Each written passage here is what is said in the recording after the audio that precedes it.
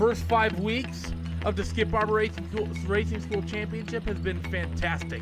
But now we come to the halfway point of season number 4. We're doing it from Australia at one of the premier circuits, home of one of the premier races, actually a handful of premier races in Australian motorsport. This is round number 6 of your Skip Barber Racing School Championship, live from Phillip Island. Join us in a few.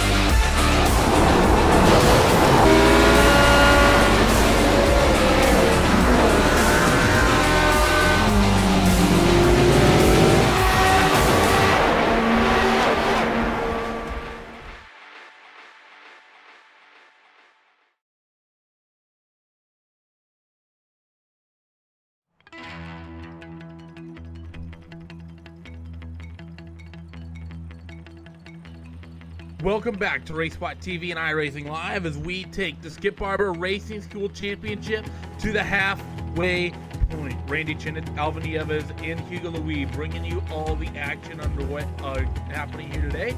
Qualifying currently getting logged itself in the books, and we have some interesting names here racing tonight, Alvin.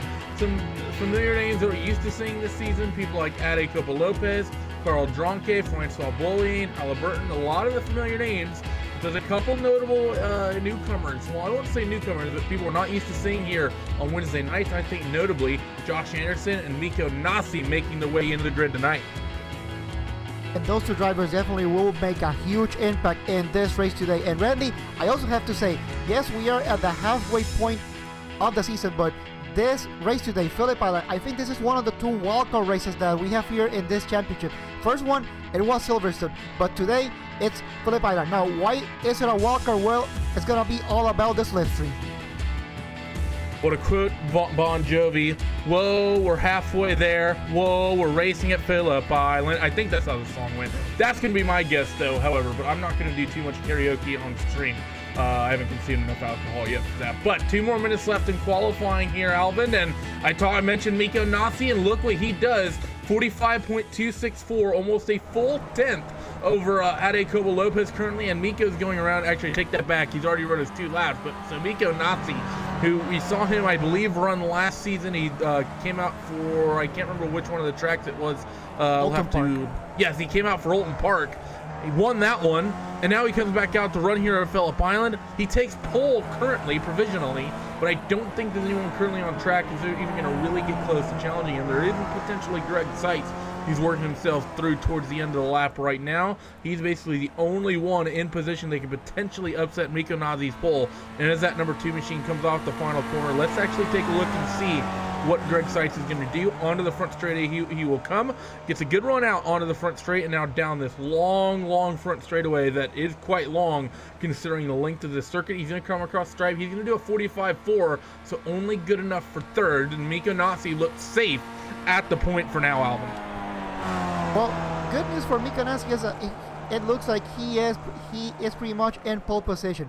But the bad news is the way this race is going to unfold today, being in pole position, really, Randy, it guarantees you nothing. It's all about the slipstream, trying to keep up with the leading group, and that will be the most important thing here, because we have seen throughout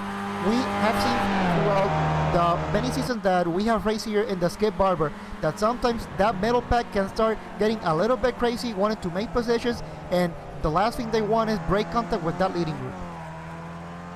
So with that, as we round out the last few moments of qualifying, there's really no one on track right now. There's no one on track doing any laps. So let's go down your starting grid for round number 6 of your Skip Barber Racing School Championship.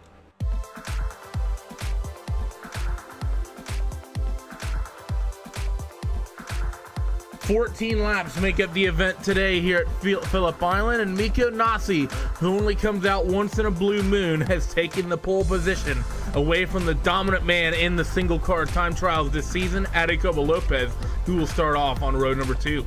Greg Seitz and Alfredo Malo we're going to roll off on that second row, with Kane Halliburton and Fahim Antonitis making up row 3. Josh Anderson and Tuan Tron, they're going to make up row 4, with Bruno Barbugli and Carl Drunke rounding out the top 5 rows. Francois Bollier and Christophe Cash make up row 6, with Christophe Fuchs and Christian Kampenga making up row 7. There's a lot of Chris names around your mid-pack. Then we go back and cycle through to Tyler Hervius and Russell Clark makes up row 8. Corey McLemore and Mike McCormick make up row 9, with Edwin Valerino rounding out the last starting spot on the grid. Alvin, a long front straightaway, but other than that, it's little short bursts of speed here at Phillip Island, and you always have to look out for that situation on the run into the corner number 4 on the Honda, where someone ends up getting pushed wide at Stoner and has to cycle through the dirt. That could be very interesting as well. What's your prediction for today? Well, it's gonna be a really interesting race, I have to say. Like I said, it's pretty much a wild card race here, so getting a prediction on who is going to win, it's gonna be really hard. But you know what? I've kind of been saying names, and every time I say a name, I kind of been kind of hit and miss.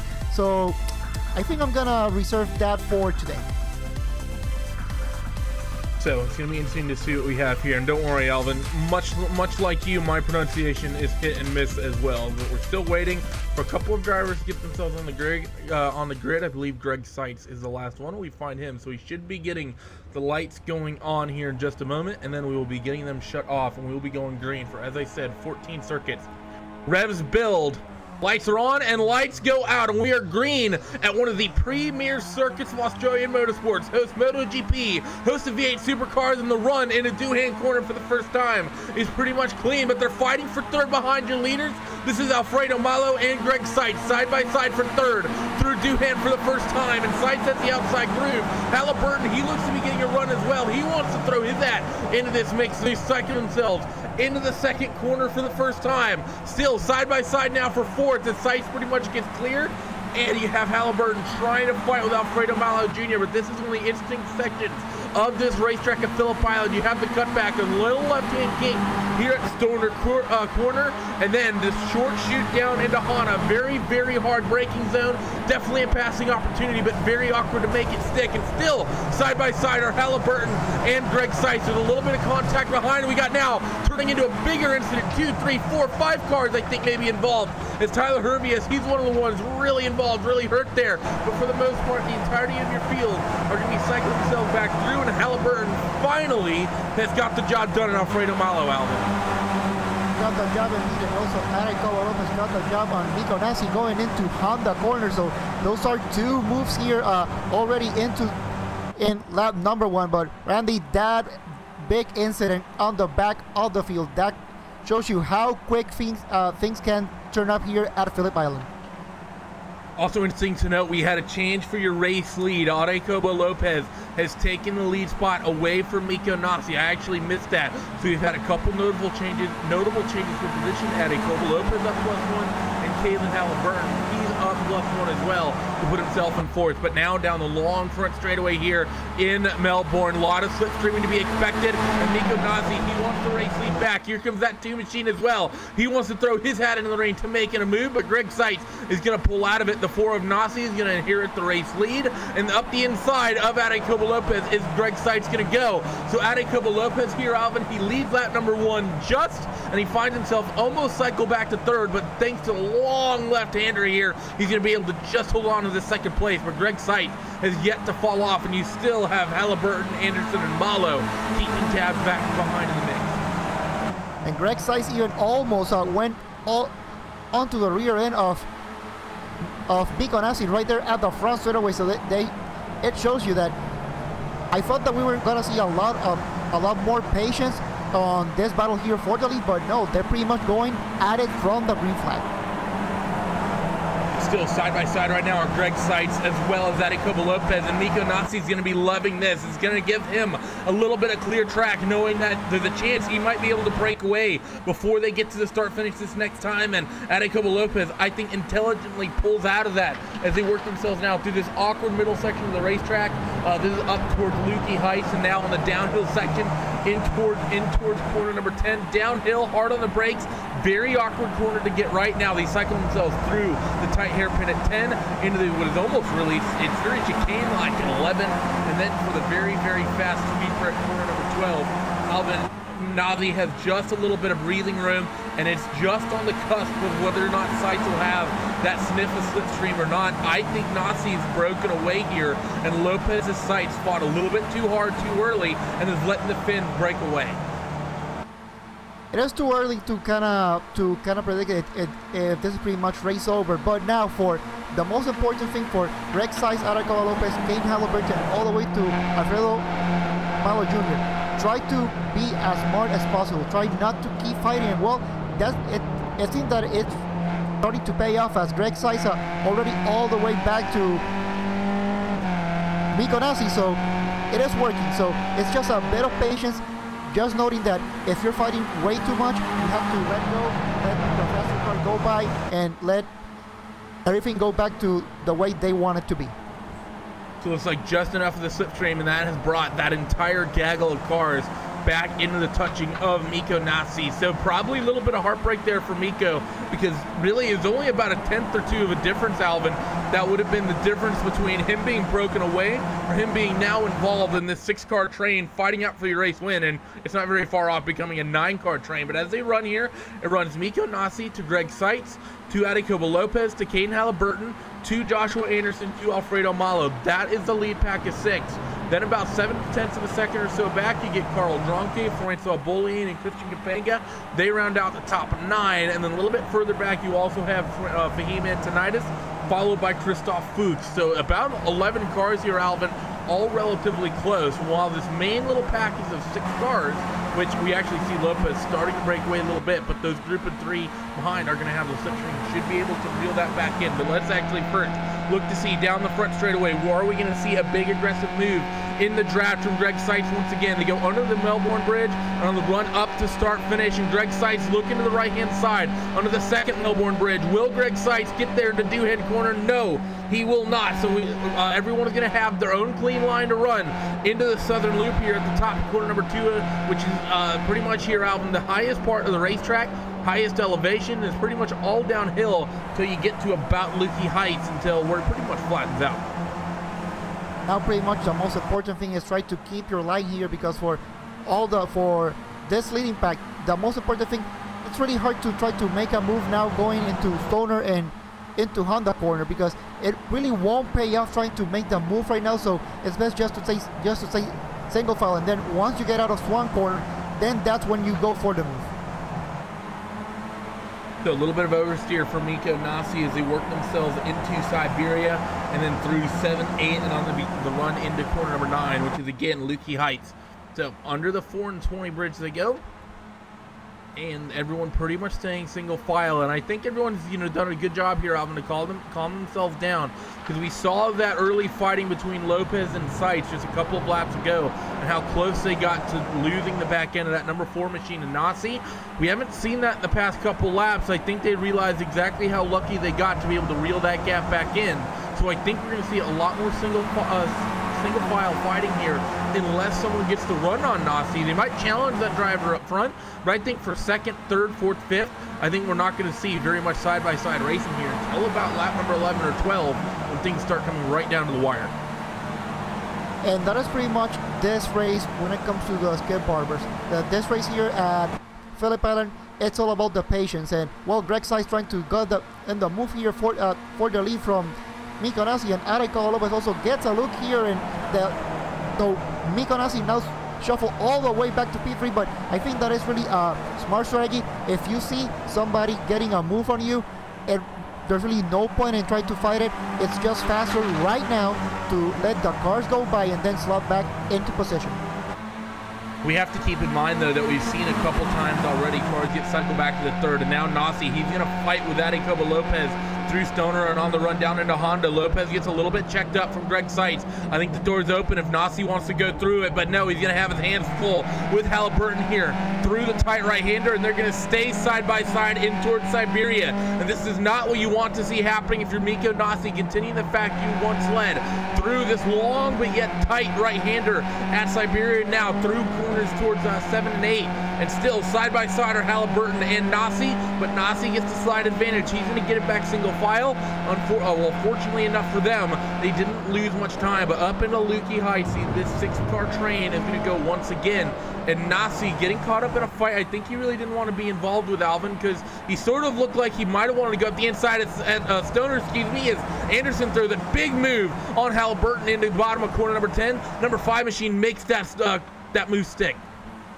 And I think that is the second time that I've seen Joshua Anderson make that same move on Kane Halliburton, going all the way to turn number 10. So now it's just a matter if he can keep that position, as I'm pretty sure Kane Halliburton would try to mount an attack to get P4 back. But now Adikoba Lopez and Greg Seitz battling for the lead here. This is pretty much what we are going to see all race long, and Mikko Nasi decides to go all the way to the outside, but Adikoba Lopez slots into the lead, Greg Seitz into P number 2. So the American driver takes the race lead here, and this is something we've seen routinely this season. It's why he's looked so strong and so dominant, but those top 3 have sort of started to stretch away, and that was somewhat assisted by Josh Anderson's big move on Halliburton at the bottom of Lukey Heights. Through Stoner they go, and now on the run in towards Hana Corner. Anyone going to make a move? Doesn't really look like it. Seitz and Lopez both defend the inside just a little bit, whereas Mikko Nasi, he felt comfortable enough, had enough of a gap behind to run his normal line. And that's one of the things to keep in mind, Alvin. The moves we've seen has come, either at the end of corner number 1 or occasionally down the bottom in the run into Lukey Heights. We haven't seen anyone make that move through Stoner and into Honda Corner just yet. I think we're approaching pretty much halfway. Lap number 6 of 14 right now. Going to be started lap number 7 next time through. I think around lap number 10, lap number 11, we're going to see the gloves come off just a little bit, and someone's going to throw it up the inside there at Honda Corner, and we're either going to have a fantastic move, or we're going to see 3 or 4 cars potentially taken out of this train.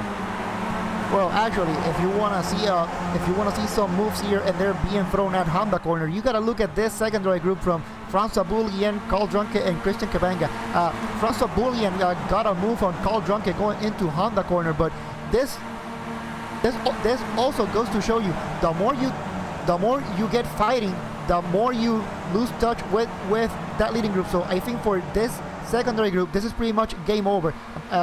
I think none of these drivers are going to get a chance for the win unless something really dramatic happens with the leading group. But one slight bit of dramatic moment is, as I say that, we get a big incident here going into corner number 2. This is Josh Anderson, and I believe Kane Halliburton were the 2 cars involved. That fly machine bent rear wing, and he looks all sorts of squirrely. Let's see what happened here on the run into the second corner. And yeah, the number 9 of Halliburton overcooked the braking zone and just touched that rear end of the 5 machine and sent him about halfway around. He seems to be able to hold on to it. Halliburton's gone to the end though, but pretty much just like that, Alvin, that little 3-car train, they have now lost the tail end of those top 3, the leaders, and they've sort of become that second train for now. Question's going to be, the gap isn't very large once again. Could they be able to reel that back in and get back up to Mikko Nasi as the 3 of Malo is trying to get around the hurt and limping Josh Anderson? I think the most important thing here is how Alberto Malo and Kane Halliburton, if they can go around Josh Anderson, and Josh Anderson definitely not good in that car. That car definitely, it's really sick. It looks like it's really out of shape. That damage that it has, definitely Joshua Anderson, he is out of contention for the win here today. So now for Kane Halliburton, how he can go around and try to catch up to that leading group, well, it's gonna be really hard. Impossible, no, but hard for sure. to the side-by-side for the race lead once again. Let's see if Miko Nasi, does he have the run, and will he make a move? No, he will not, and Adecobo Lopez is going to retain the race lead for now. Greg Seitz falls back to the second spot, and as we said, Nasi's just going to chill in that third position. Up into the second corner as they go, and no one's going to make the move here at the southern loop just yet. So everyone's still remaining calm amongst your top three. It's been fourth to sixth and a little bit further down the order where the crazy things have been happening. And talking about that, Christian Penga, he now leads that, I guess, third group now, you can call it, with Carl Dronke dropping back to seventh, Bully in ninth, and Antonitis, he's actually a lap down. So that final car, that black number 8 machine, if we show them on the cameras, is not in contention here. But side by side through Honda, between the 5 of Anderson and the 3 of Malo, and they're going to run down into Siberia, and the 5 machine has that inside line. One of the interesting things about this section of the racetrack, Alvin, is that especially that long left-hander there at Siberia, you can actually make the outer and longer line work. And you can sort of do the same thing at Honda Corner as well. It's sort of just very interesting the way those hairpins are profiled. The inside is, 100% almost always going to be the preferred groove, but they do promote side-by-side racing with just how the corners are profiled and how the corners actually flow into the following straights and into the following set of corners. And I have to say that is one of the very interesting things that this track has. Those two turns, the way that they are profiled, like you just pointed out, Randy.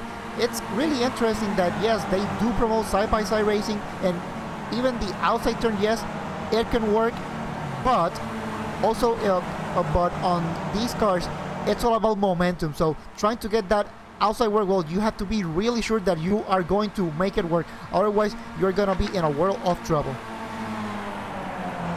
So we're now over half distance here and closing in on the last handful of laps. Currently 6 laps to go here at Phillip Island, and Greg Seitz gets back to the race lead over Adecobo Lopez. And one thing that's really interesting here, Alvin, is one of the big talking points at any racetrack that has a long front straightaway is that start-finish line deep enough down that straight in order for someone to get a draft and slingshot their way through?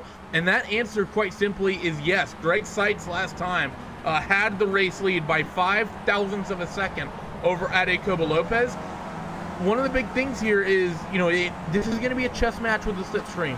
It's just keeping tabs with these guys. If you're Miko Nasi, not throwing a big move.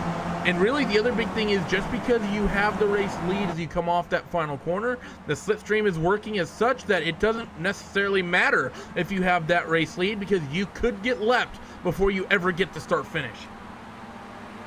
And that'll be one of the main things for these leading three, for Greg Seitz, Adecobo Lopez, and Miko Nasi. Where do you want to be come the final lap? And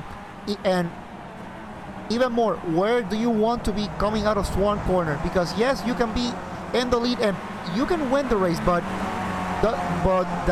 whoever is in second or third place definitely has a big advantage, because Randy, you just pointed that out and you are absolutely right. You can get a good draft coming out of Swan Corner right now and into the start finish line, and yes, you can get the win. So for the leading car, getting a good run out of Swan Corner will be the most important thing. So back on the front straightaway, everyone's going to come once again, and Adecobo Lopez, he will cycle himself back to the front. But interestingly is that this time through, Greg Seitz retained the race lead as he came off the final corner. So it can work both ways.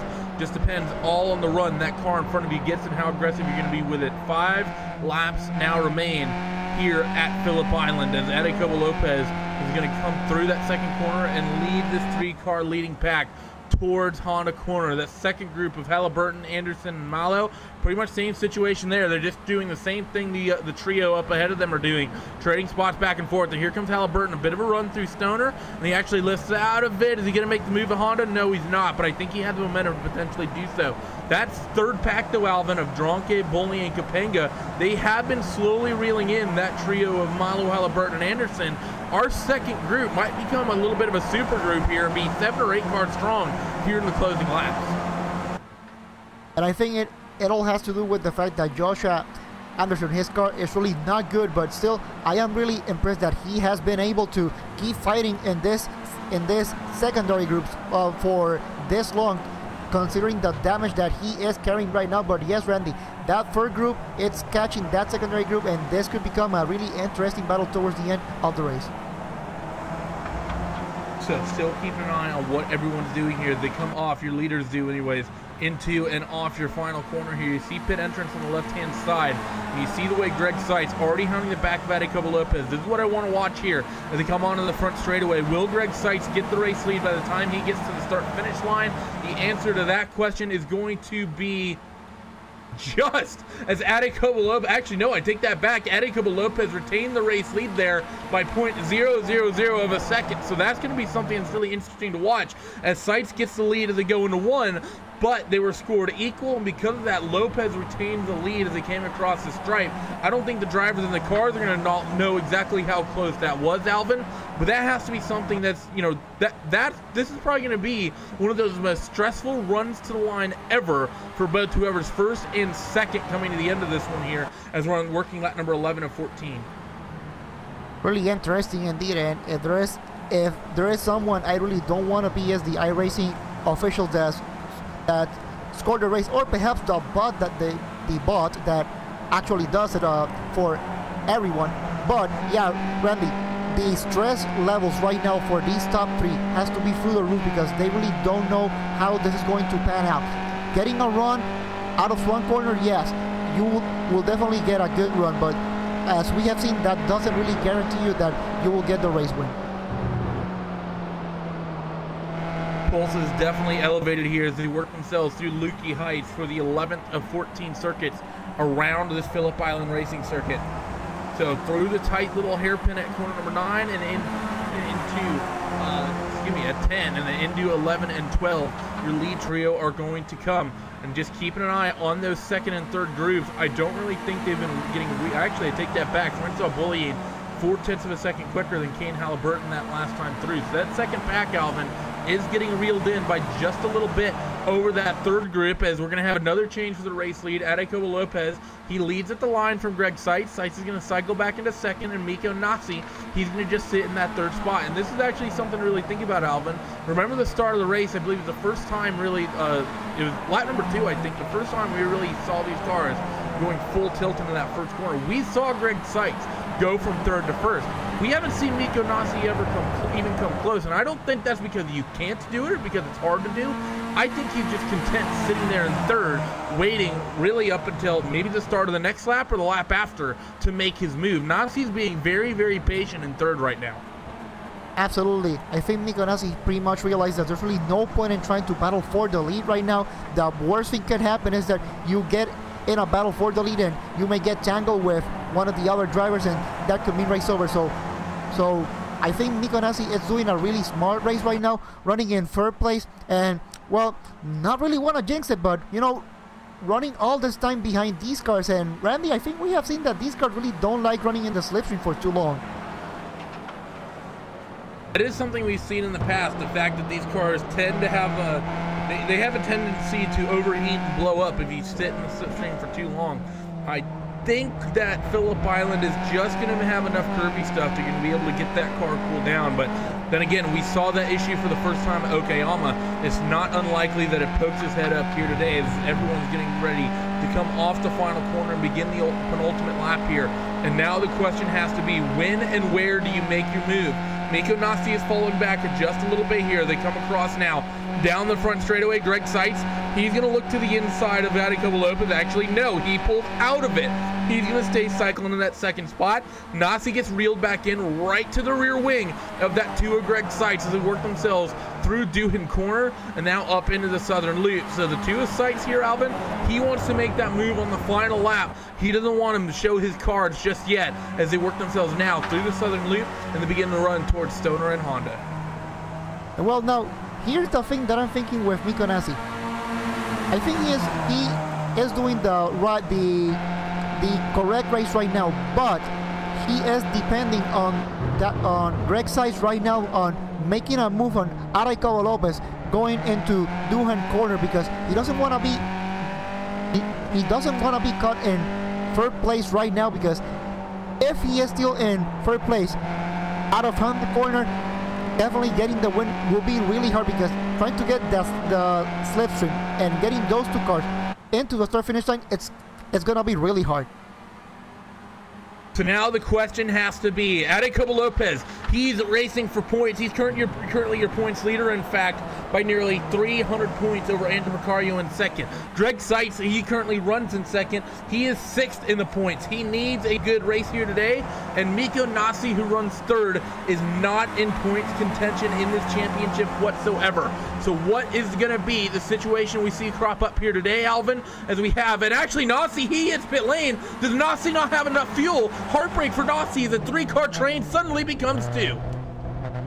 Wow, that was definitely a surprise from Miko Nasi. Perhaps he was running all the way on the back on the field because he knew that he didn't have enough fuel perhaps, and trying to save some fuel, but it looks like really not enough. But well, anyways, now he comes into the pit, so white flag in the air. So Araikoa Lopez and Greg Seitz, who's gonna get it? So unfortunate there for Miko Nasi, and indeed it was. Looks like his short fill comes down into the box, takes a little bit, and he begins to roll out. So just seems to be a splash and dash. As Greg Seitz, he was not able to close up on the draft into the first corner. So for Miko Nasi, there you have it, ladies and gentlemen. That should be a very good lesson. Always take that extra gallon of fuel rather than trying to cut it to the limit. Can be the difference between being able to race for the win and having to make that splash and dash at the end of the final, at the beginning of the final lap. But however, still keeping tabs on this lead fight. We have Araikoa Lopez and Greg Seitz as they work themselves now through Siberia, that long left-handed hairpin.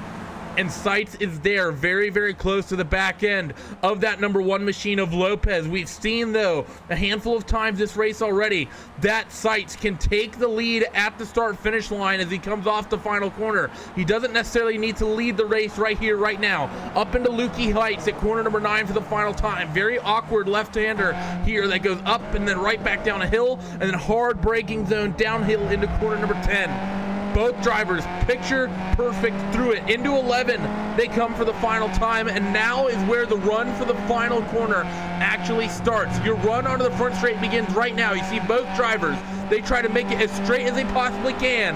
The 2 of Greg Seitz tucked under the rear wing of Araikoa Lopez, and Seitz is going to pull the trigger, pulls to driver's right, has the momentum, and that number 2 machine of Greg Seitz, for the first time, is going to take a race win here in our Wednesday night Skippy broadcast by just under half a tenth from Araikoa Lopez. Carl Drunke, he's going to lead that 3rd group, and he's going to come away with the 6th place finish. He picked up 2 spots on that final lap, and Francois Bouliane, he will finish 7th in this one, Alvin. Well done by Greg Seitz. Actually, I believe that's the 2nd win. I think that's the last time we saw him take the checkers of the very first race of the Skippy broadcast we were doing at Laguna Seca nearly 3 months ago. 6, actually coming up on 3/4 of a year ago. Yeah, it was pretty much, I think Greg Seitz, that was the move that he needed to do. Araikoa Lopez, yeah, he got a good run, but Greg Seitz got an even better run. He did all he had to do to get that race win. And, well, we also have to say it was a shame for Miko Nasi. He looked like he was going to get the win here today, but it looks like, well, he kind of forgot to put just a little bit of more fuel for the race. So as the last couple cars come across the stripe, Tron takes that 15th spot away from Mike McCormick. We're going to go down your post-race results here from Phillip Island. Greg Seitz, what a run it was from him. From 3rd on the grid to the point on that final lap. Perfectly executed by him. And I said that he needed a very good points result, so he needed it, and he got it today. Araikoa Lopez, who's been so dominant, he will finish 2nd. Frustrated perhaps, but still retains a huge points lead of nearly 300 points over 2nd place. Josh Anderson will finish 3rd, Alfredo Milo 4th, and Kane Halliburton will round out your top 5. Carl Dronke will come home 6th, Francois Bouliane in 7th, and then it's the Chris group. You got Chris Capanga, Christoph Foods, and Christopher Cash set 8th, 9th, and 10th. Edwin Valerino will finish 11th, Corey McLemore in 12th, Tyler Hervias in 13th, Russell Clark 14th, Tron 15th, Mike McCormick 16th, Miko Nasi will finish 1 lap down in 17th, Fahim Antonitis 18th, and Bruno Barbugli will round out the 19-car field here today. Thank you all for joining us and tuning in. We hope you enjoyed the show here tonight on RaceSpot TV and iRacing Live. If you're not done watching iRacing content just yet, don't go away. We're going to be back in just a couple moments when the stream comes back up for the Don't Tread on Me 200 from your Raven Graphics and eSpeed Contender Series live from the Milwaukee Mile. Join us in just a few moments for that.